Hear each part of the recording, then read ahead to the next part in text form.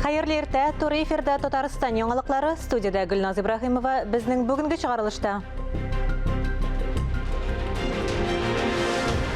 Ике һәм күп теллелек шартларында дәүләт һәм региональ телләрне куллануның хукукый нигезләре дип аталган конференция эше нәтиҗәле булдымы? Фәнни-гамәли чарадан махсус репортаж. Милли байлыгыбыз Казанда татар мамык шәлек коллекциясе тәкъдим ителде.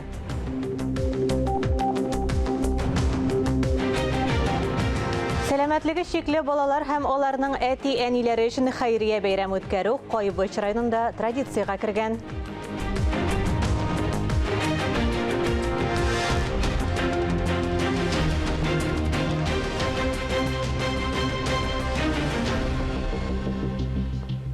Татарстан Республикасы Фәннәр академиясендә ике һәм күп теллелек шартларында дәүләт һәм региональ телләрне куллануның хукукый нигезләре темасына халыкара фәнни-гамәли конференция эшләде. Конференция эшендә хәбәрчебез Ләлә Зәйнуллина катнашты.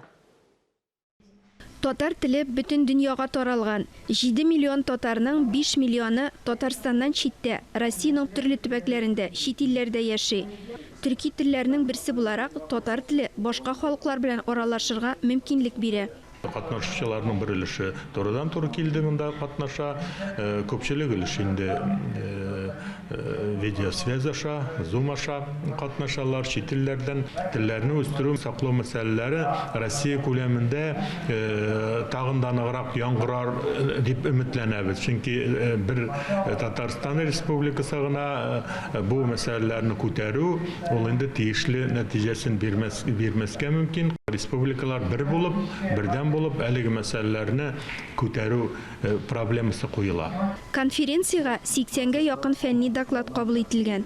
Алар арасында Казахстан, Кыргызстан, Мәскәү һәм чит ил галимнәре эшләре дә бар. Мы хотим не только поучаствовать в конференции, мы еще помимо конференции хотели... Безнең конференциядә катнашудан тыш Фәннәр академиясе һәм университетта хезмәттәшләребез белән аралашасыбыз, фикерләшәсебез килә. Заманча уку-укту, методик әсбаплары, электрон платформалар булдыру безнең өчен әле яңалык.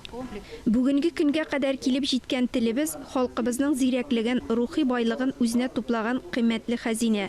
Бу байлыкны саклау, киләсе буыннарга тапшыру һәркемнең изге бурычы. Ләлә Зәйнуллина, Тахир Хәсәнов, Татарстан яңалыклары. Кечкенәдән үк тормыш сынауларына дучар ителгән балалар һәм аларны тәрбияләүче әти-әниләр өчен Кайбыч районында хәйрия бәйрәме уздырылды. Игелекле чараны хәбәрчеләребез дә күреп кайтты. Мөмкинлекләре шикле балалар матди дә, рухи да ярдәмебезгә мохтаҗ. Әйдәгез, җылы хисләребезне, ягымлы карашыбызны, кайгыртучанлыгыбызны кызганмыйк дип белдерде район башлыгы хәйрия бәйрәмен ачу тантанасында. Менә елдан-ел шулай матур гына гаиләләре, әниләре, әтиләре белән менә шундый матур үзебезнең район үзәгенә чакырып, күпмедер дәрәҗәдә инде әти-әниләрен ял иттереп, балаларын күпмедер дәрәҗәдә шатландырып дип әйтергә кирәк. Менә бүген инде кыш бабайларын да чакырдык. Инде күпмедер ял иттерәсе килгән иде, күрәсе килгән иде аларны. Ел сайын безнең матур гадәткә кергән ул. Минемчә, бу үзебез яктан да, җитәкчеләр ягыннан да, кешеләр ягыннан да дип әйтергә кирәк. Матур күренеш. Ходай Тәгалә әти-әниләренә исәнлек, саулык бирсен. Альберт Рәхмәтуллин шәхсән үзе дә әлеге хәйрия акциясенә кушылып, балаларга бүләк күчтәнәчләр бирде һәм һәрберсен Татарстанда балалар өчен чыгарылган газет-журналларга яздырды. Хәйрия бәйрәмен оештыруда Кайбыч халкының да өлеше зур. Һәркем булдыра алганча үз өлешен керткән. Төп башлап йөрүчеләр районның социаль яклау бүлеге ветераннар советы рәисе Рушания Лотфуллина белән Ак Калфак татар хатын-кызлары иҗтимагый оешмасының Кайбыч районы бүлеге җитәкчесе Җәмилә Сәгыева. Бәйрәмгә без һәрбер мөмкинлекләре шикле балаларны чакырабыз. Әти-әниләре белән алар бергә киләләр.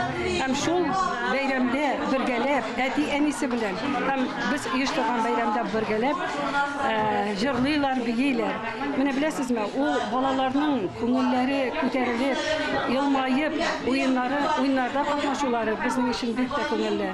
Әлбәттә, районыбызда күп кенә кешеләр бу бәйрәмгә булыштылар, иганәчеләр, шулай ук Кайбыч халкы үзләренең өлешләрен керттеләр. Шулай ук әлеге хәйрия чарасында НОС иҗтимагый хәйрия фонды да катнашты. Кайбыш районы белән алар гел элемтәдә. Чәчәк кебек балкып утыручы әниләргә гел бүләк итимәле диде һәр даим Казанга чакырып бәйрәмнәр оештырган Нурания Сәйфетдинова. Карагыз, ничек күңелле балаларга, алар уйныйлар, Кыш бабайда килгән аларга, әниләргә дә күңелле, балаларга күңелләрен күргәч. Бик зур рәхмәт администрациягә шундый яхшы эшләр эшләгән. 36 бала һәм аларның әти-әниләре өчен әлеге бәйрәмне бүләк итүдә район эшмәкәрләре Илсия һәм Рамил Җәләлиевләрнең дә өлеше зур. Физик мөмкинлекләре шикле кешеләр аралашып яши алмый, еш кына аларның көннәре, айлары, еллары гел өйдә генә уза. Инвалид балаларга бигрәк тә яшьтәшләре белән аралашу, бәйрәмнәрдә катнашу җитми. Бу җәһәттән Кайбыш районы шушындый хәйрия чараларын еш үткәреп килә. Тиздән яңа ел чыршысы янында кабат очрашырга җыеналар. Мөршидә Җиһан, Таһир Хәсәнов, Татарстан яңалыклары. Казанда татар мамык шәле коллекциясенең презентациясе үтте. Тулырак мәгълүмат хәбәрчебез язмасында. Татар хатын-кызларын тагын да сөйкемлерәк, тагын да серлерәк иткән нәрсә аларның иңнәрендәге күңел җизәкләре төшкән мамык шәл. Ачы бураннарда ябына торганнарыннан алып моторлык өчен дип беркенә торган Өрфиядә нәфис Ырымбур шәрләренә кадәр бар иде Казанның Корсын сәүдә күңел ачу һәм бизнес үзәгендә оештырылган тәкъдир итү кичәсендә. Буыннардан буыннарга күчеп килгән шәл бәйләү осталарының бер-берсенә охшамаган иҗат җимешләре бүген дә күпләребезне таң калдыра. Татар халкы элек-электән үк бурын-бурыннан ук татар мамык шәле бәйләгән.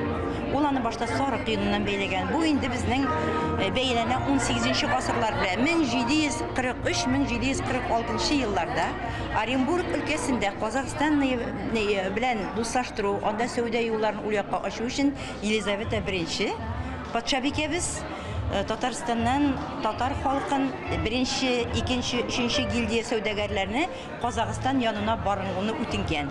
Безнекеләр дә каушап калмаганнар, үзләренә җир бирүне, мәчет салуны, балаларны укытуны, солдат хезмәтенә азат итүне шундый шартлар куйган. Һәм Елизавета I буларга шушындый шартларны үтәгән. Һәм безнекеләр Саба, Кукмара, Мамадыш районнарыннан Оренбург ягына күченеп киткәннәр. Һәм анда шәл бәйләү һөнәре белән дәвам иткән хатын-кызлар. Һәм тора-бара аны мамык шәленә алдырыштырганнар. Безнең бу бит яшәешебез, бу безнең һөнәребез, бу безнең яшәешебез. Аңа бик күп әйбер сөйләргә була. Менә бармак белән эшләү техникасын өйрәтү балаларга. Безнең бит 63% бүген балабыз телсез. Сүзлек составында, авыз составларын әйтә белми. Моның беренчесе шул яктан ярдәм булса, икенче яктан яшәеш, өйдә яткан күп хатын-кызларыбыз бар. Күпме алар җитештерәчәкләр, аларны өйрәтәчәкләр, алар белән бергә эшләячәкләр. Һәм хәтта иң әйбәт бәйләүчеләрне алар үзләренә эшкә алырга бик тә риза. Замана шаукымнары татар хатын-кызларын күңел җылысы салып эшләнә торган гамәлдән бераз читләштерсә дә, бу төр продукциягә кызыгучылар бүгендә җитәрлек. Ырымбурдагы Әбсәләмовлар гаиләсе моны үзләренең гамәлләре белән раслый. Алар 20 елдан артык инде Ырымбур шәлләрен дөньяга таныту эше белән шөгыльләнә. Планнары мамык шәлне Ырымбурның гына түгел, бөтен татар халкының да горурлыгы, аны таныта торган эш гамәле итү. Шулай була күрсен. Искәндәр Гыймалдинов, Ринат Сахибгәрәев, Татарстан яңалыклары. Хәзер парламент яңалыклары белән таныштыру өчен сүзне хезмәттәшем Алия Галиуллинага бирәм. Россия төбәкләрендә һәм чит илләрдә быел татар милли мәдәни үзәкләре ачылды. Сабантуйлар һәм халык һөнәрчелеге күргәзмәләре үткәрелде. Мәгърифәтчеләребез һәм күренекле мәдәният эшлеклеләре исемнәре мәңгеләштерелде. Сәүдә элемтәләрендә ныгытуга ирештек. Кайбер проектлар гамәлгә ашырыла инде. Әйтик, Франциядә Казан дары җитештерүчеләре Рацин агрохолдинглар эшли. Төньяк башкаласының Хәсән базарында татар ишегалды уникаль проекты ачылды. Анда Санкт-Петербург халкы татар ашлары белән таныша. Субъектларда татар телен туган телне өйрәтү буенча яңа китаплар һәм дәреслекләр таратылды. Ана теле онлайн мәктәбе бик популяр. 2022 елга субъектларның 25 укытучысын татар теле һәм әдәбияты укытучысы белгечлеге буенча яңадан әзерләү курслары үткәрү планлаштырыла. Бу инде хәзерге вакытта укытучы булып эшләүче һәм алга таба татар телен укытырга әзер булган педагогларны кире яңадан әзерләү курслары. Шуңа күрә, хөрмәтле коллегалар, сездән активлык таләп ителә һәм без бу укытучыларны үзебезнең хисапка укытырга әзербез. Министрлыклар һәм татар конгрессы вәкилләре диаспора белән эшләү планнарын уртаклаштылар. Фәрит Мөхәммәтшин вәкаләтле вәкилләргә ватандашларыбызга игътибарны киметмәү үтенече белән мөрәҗәгать итте. Якшәмбе көнне Россиядә Конституция көнен билгеләп үттеләр. Узган атнада Үзәк сайлау комиссиясе сентябрь сайлауларына йомгак ясады. Дәүләт советында яшьләр парламенты утырышы узды. Сәяси партияларның төбәк бүлекләрендә елның беренче йомгакларын ясый башладылар. Ватан геройлары көнен бәйрәм итү Казандагы Җиңү паркындагы мәңгелек утка чәчәкләр салудан башланды. Фәрит Мөхәммәтшин хәрби оркестр чыгышы астында республика җитәкчелеге исеменнән чәчәкләр салды. Ветераннар, ватан геройлары һәм аларның туганнары белән аралашты. Ветераннар һәм иҗтимагый оешмалар, хәрби училищелар вәкилләре, волонтерлар һәм яшьләр берләшмәләре активистлары да ихтирамга лаек булды. Геройларыбызны искә алып, аларның якыннарын, исәннәр үзләре дә килгәннәр. Инде юкларының кемдер сугышта вафат булган, кемдер яшы җитеп бу дөньядан саубуллашып киткән, аларның туганнары да безнең белән бергә менә шулай искә алып, баш иеп рәхмәтебезне әйтә торган көн республикада. Татарстанның бүгенгесе алар салган нигезе, алар эшләгән, алар салган, алар хезмәте белән эшләнгән нигезендә бүген республикабыз горурланып, гөрләп яши. Тантаналы чарага Казан ратушасына геройлар һәм аларның туганнары, иҗтимагый ветераннар оешмалары җитәкчеләре чакырылган иде. Татарстанлылар үз геройлары белән хаклы рәвештә горурлана дип билгеләп үтте Фәрит Мөхәммәтшин. Киләсе елда якташларыбыз истәлеген мәңгеләштерү буенча чаралар дәвам итә. Шулай итеп, планда Советлар Союзы герое Михаил Девитаевка, Россия Федерациясе герое Игорь Грутновка, фронтовик шагыйрь Фатих Кәримгә, шулай ук Советлар Союзы герое Петр Гаврилов, Мәгүбә Сыртланова, Борис Кузнецовка, Россия герое Рафагат Хабибуллинның бюстларын урнаштыру каралган. Тантанада Фәрит Мөхәммәтшин, Россия герое Газинур Хайруллинга һәм социалистик хезмәт герое Николай Фроловка Татарстан Республикасы алдындагы казанышлары өчен ордены медальләрен тапшырды. Я считаю, что это не только моя награда, как героя Российской Федерации, а всех моих коллег-героев. Муниципаль ватан геройлары көнендә Татарстан нефтенең 60 еллыгы исемендәге шәһәр паркында традиция буенча нефтчеләр, нефть башкаласы җитәкчеләре, муниципаль совет депутатлары һәм ветераннар җыелды. Әлмәт һәм Татарстан нефтен торгызу һәм үстерү өчен фидакар хезмәт итүчеләргә рәхмәт сүзләре яңгырады. Продолжать традиции, заложенные первыми нефтяниками еще в 1943 году, первыми буровичками, которые заменили мужчин на буровой, ушедших на войну. И они все же пробурили в 1943 году первую нефть на территории Татарстана, в Лениногорском районе. Геройлар аллеясында данлыклы якташларыбыз бюстларына чәчәкләр салдылар. Биредә социалистик хезмәт геройларының исемнәре мәңгеләштерелгән. Алар арасында төрле һөнәр ияләре бар. Нефтчеләр, төзүчеләр, машинистлар, завод хезмәтчәннәре, сыер савучылар. Казанда геройлар көнендә бөек җиңүнең яшь геройлары балалар театр спектакльләре конкурсында җиңүчеләрне бүләкләде. Иҗади ярышларда Татарстанның 40 районында яшәүчеләр катнашты. Бу 2000-нән артык чыгыш һәм куелыш. 100 видео язма оештыру комитетына тапшырылды. Оештыручыларның төп максаты балалар бөек ватан сугышы тарихын белсеннәр. Анда катнашкан геройларның онытмасыннар иде. Бүләкләү тантанасында мәгариф һәм фән министры урынбасары Алсу Әсәдуллина, шулай ук парламентарийлар Римма Ратникова һәм Людмила Рыбакова катнашты. Бүгенгә парламент хәбәрләре турында кыскача шулар иде. Эфирдә Татарстан яңалыклары дәвам иттерәбез. Бүген 14 декабрь сәүдә даһие дип танылган Әхмәт Вәли Мәңгәр, РСФСРның от казанган шахтёры Гамирҗан Исламхуҗин, Татарстанның халык артисты Әнәс Галиуллин, язучы шагыйрьләр Сирен Батыршин, Нур Әхмәдиев кебек күренекле татар шәхесләре дөньяга килгән көн.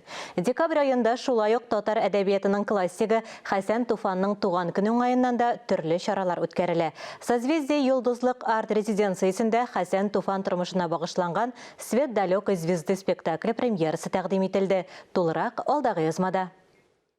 Премьерага чакырылган кунаклар арасында Татарстан Республикасы Яшьләр эшләре министры Тимур Сөләйманов та бар иде. Кайсыгызның улы җылы бәйгесе бар?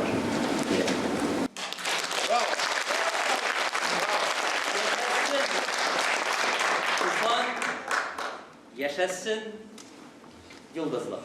Бәйрәм. Сәхнә әсәре татар әдәбияты классигы Хәсән Туфан тормышы һәм иҗаты аша репрессиялардан зыян күргән барлык иҗат әһелләренең язмышын чагылдыра. Яшьләрнең вакыт белән сыналган шәхесләр иҗаты белән танышу, өйрәнү мөмкинлеге бик мөһим бүгенге көндә. Әлеге спектакль татар мәдәнияты хәзинәсенә безнең керткән бер өлешебез булыр дип ихластан хис-тойгыларын белдерде үзәк директоры. Дело в том, что сегодня Республика Татарстан и вся элита татарская и великий культурный код великой татарской культуры. Этот день был осчастливлен 121 год назад, 9 декабря, мир подарил этого величайшего поэта. Это великий сегодня памятник великому татарскому поэту. В день его рождения мой отец Александр Рамазанович Туманов делал последнюю книгу, вместе они 2 года дружили, его последнюю книгу лирики. Работы отца хранятся в музее в Аксубайском районе великого поэта. Это дань всем нашим предкам. Әсәрдә татар шагыйренең тормыш фактларда тамашачыга төгәл җиткерелә. Хәсән Туфан шигырьләре әлеге спектакльдә зур роль уйнавын ачыклый куючы рәссам. Фотографияларында күрдем, ул вакытның ниндидер иске фотоларында күрдем, әбиемнең, бабамның фотолары искә төште. Шуларны материал буларак кулландым. Иң беренче булып пьесаны укыгач, күз алдыма ой килде. Күк йөзендәге ай, йолдызлар. Хәсән Туфан язмышын укытучы буларак та, әтиемнең язмышы шагыйрьнеке белән бик охшаш булганлыктан да яхшы беләм. Чөнки әтием мәктәптә директор булып эшли, истәүнә мулла гаиләсеннән ди, Энҗе ханым Даутова. Минем әти дә репрессированы, мин шундый гаиләдән. Шуның өчен аермача миңа аның язганнары, аның тормышы миңа бик тә якын. Үрнәк ул. Ни хәтле кыенчылыклар күрсә дә сынмаган. Кеше булып кала алган. Шул елларны әтиемнең репрессиягә эләккән еллары да күз алдыма килеп басыр дип уйлап, шуның өчен мин аны килдем бүген монда карарга. Спектакль рус телендә бара, киләчәктә татар телендә дә күрсәтелер дип ышандыра иҗат төркеме. Алия Галиуллина, Ире Хамидуллин, Татарстан яңалыклары. Пушкин картасы программасының яшь шеген 35-ке кадәр арттыруга ихтыяҗ бар. Бу хакта Татарстанның Яшьләр эшләре министры Татар информ агентлыгында узган матбугат конференциясендә белдерде. Тимур Сөләйманов әлеге тәкъдим белән Россия Яшьләр министрлыгына мөрәҗәгать итәргә җыена. Татарстан Дәүләт Советының Мәрхәмәт Милосердие хатын-кыз депутатлар төркеменең яңа җитәкчесе, Казан кооператив институты ректоры Алсу Нәбиева Татарстан радиосының депутат каналы тапшыруы турыдан-тур эфирында сөйләде. Студия кунагына бездә берничә сорау белән мөрәҗәгать иттек. Алсу Рөстәмовна хәерле иртә. 20 еллык тәҗрибәсе булган партия үз алдына киләчәккә нинди бурычлар куйды? Bu 20 yıl içinde işlənən proyektlar, türlü maksatlar neydi koyulğan bulğan partiya aldığında, hem deputatlar aldığında ona neticeler yasaldı. Hem şuşa neticelerini devam edip, hem halk diləginə qarata, halk diləginə beylənən yana programma barlıqqa kildi. Siz biləsiz, halk programması partiyanın, birdən Rusiyanın halk programması. Şuşa programmağa türlü halk için aktual bulğan meseleler hem yönelişler kirdi. Kişinin tırmışı, kişinin kileşegi, onun için yaxşı şartlar, tırmışı için yaxşı şartlar, gaile birdemligi, gailenin mul yaşağı, yaş üsmirlerinin, yaşlarının kileşegi, oku, məğarif meseleleri, hem türlü halkını kızıksındırgan bütün temalar kirtildi şuşa programıga. Şuşa programı bit aldan jiyildi. Onun o programını barlıqqa kitiru için zor iş işlendi. Biz gражданнар белән очрашулар булды. Мәрхәмәт хатын-кыз депутатлар төркеме җитәкчесе буларак киләчәккә нинди максатлар куйдыгыз? мәрхәмәт төркеме 2009 елдан бирле эшли һәм төрле нәтиҗәләр куя алдында юнәлешләрдә төрле бу социаль гомумән социаль тормышка багышланган юнәлешләр, монда инде мәгариф юнәлеше дә бар, монда инде мәдәният юнәлеше дә бар, монда инде хатын-кыз белән бәйле төрле повестка, төрле юнәлеш, хатын-кызның эше дә, хатын-кызның бала үстерүе дә, авылларда торган хатын-кызлар мәсьәләсе дә, монда инде бала тудыру мәсьәләләре дә, һәм менә төрле юнәлешләрне алып бара безнең төркемебез, һәм бүгенге көнгә хәтле бик күп эшләр эшләнде. Инвалидлар 10 көнлеге тәмамланды. Нинди нәтиҗәләр ясарга мөмкин, тагын нәрсәләр эшләргә кирәк? Төрле программа дигәндә безнең аерым эше, безнең юл картасы бар инвалидлар буенча, һәрбер юнәлеш буенча без шушы эшне алып барабыз. Хәтта монда шундый тәрбия эшләре дә бар, конкурсларда без аерым конкурслар оештырабыз. Мәсәлән, Татарстан инҗесе дигән конкурс инвалид яшь кызлар өчен. Ел сайын без аны оештырабыз шушы конкурсны. Безнең төрле муниципаль районнардан хатын-кызлар, хатын-кызлар катнаша шушы конкурста. Аннары әйдәгез әле бергә кулларыбыздан алышыйк дигән балалар өчен конкурс бар. Инвалид балалар өчен алар җырлар җырлыйлар, алар сәхнәгә чыгып килеп чыгыш ясыйлар. Бу конкурс безнең муниципаль район конкурсы гына иде, Казан шәһәренең Совет районы. Хәзер инде ул халык ара конкурсына хәтле үсте һәм ул да бу декабрь аенда узачак безнең Сәйдәш мәдәният йортында. Республика икътисадын үстерүгә яхшы әзерлекле белгечләр әзерләүдә сезнең институт нинди юнәлешләргә йөз тота? Безнең институтта төрле юнәлеш бар, икътисад юнәлеше дә бар, аннары кунакчылык юнәлеше дә бар. Бу бик перспективалы юнәлеш, чөнки безнең Татарстаныбызга күп кунаклар килә. Без аны шундый зур дәрәҗәдә кабул итәргә тиеш ул кунакларны. Һәм һәрбер юнәлеш кунак өчен безнең аерым программабыз булырга тиеш. Һәм без балаларны шуңа өйрәтәбез. Халык ашларын пешерергә дә өйрәтәбез. Безнең ул юнәлешебездә бик көчле. Бу инде җәмгыять өчен халык ашлары дигән юнәлеш. Монда инде татар милли ризыкларын без бу мәсьәлә буенча безнең бөтен дөнья татарлар конгрессы белән дә эшлибез. Безнең аерым эш группасы бар татар милли ризыклары буенча һәм без төрле рецептларны җыеп мастер-класслар да уздырабыз. Ул ачык мастер-класслар институттагы лабораторияларда бөтен теләгән кеше килә ала. Аерым конкурслар уздырабыз милли ризыклар буенча.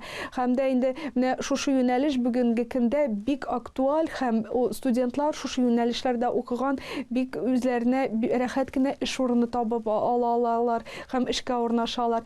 Сезнең институт каршында эшләүче татар мәдәнияте үзәгендә матур эшләре белән беләбез. Бу безнең өчен бик яратып эшләгән эш юнәлеше. Безнең татар җәмгыятебез, безнең татар мәдәният үзәге. Хәзер инде ул татар мәдәният үзәге нигезендә төрле яңа үзәкләр барлыкка килде. Мөхлисә бу исемендәге хатын-кызлар клубы, яшүсмерләр клубы. Монда инде безнең мәктәпләр дә килә башлады кунакка экскурсияларга, зыяллар җыела. Монда инде безнең якташлар җәмгыятьләре дә җыела башладылар хәзер. Һәм шуның хәтле күп юнәлешләр баштан без татар теле курслары буенча гына башлаган идек балалар теләгенә карап. Хәзер инде бу шундый зур юнәлеш типтә әйтеп булмый, шундый зур эшкә әверелде. Монда безнең һәр көн яңа чаралар, атна сайын без җомга көнне зур очрашу уздырабыз. Халыкара күләмендәге очрашуларда безнең татарлар чит илләрдә яшәгән татарлар белән элемтәгә чыгабыз. Зур фестивальләр уза безнең татар мәдәният үзәкләре фестивальләре. Без аны бөтен дөнья татар конгрессы белән берлектә эшлибез. Аннары без мәдәният үзәге белән кунакка барабыз. Без быел Кырымга бардык, Кырым татарларына. Аннары без башка илләргә барабыз, башка регионнарга йөрибез. Алсу Рөстәмовна, әңгәмәгез өчен рәхмәт. Сез Татарстан Дәүләт Советының Мәрхәмәт Милосердие хатын-кыз депутатлар төркеме җитәкчесе, Казан кооператив институт директоры Алсу Нәбиева белән әңгәмә карадыгыз. Әлеге сәгатькә шундый яңалыклар иде. Берничә минуттан эфирыбызны Хәерле көн Татарстан тапшыруы дәвам итә. Ә без яңалыклар иҗат төркеме бүгенгә сезнең белән саубуллашабыз. Ковид вирусына каршы прививка сатуны кичектермәгез, үзегезне һәм якыннарыгызны саклагыз. Сау, сәламәт булыгыз.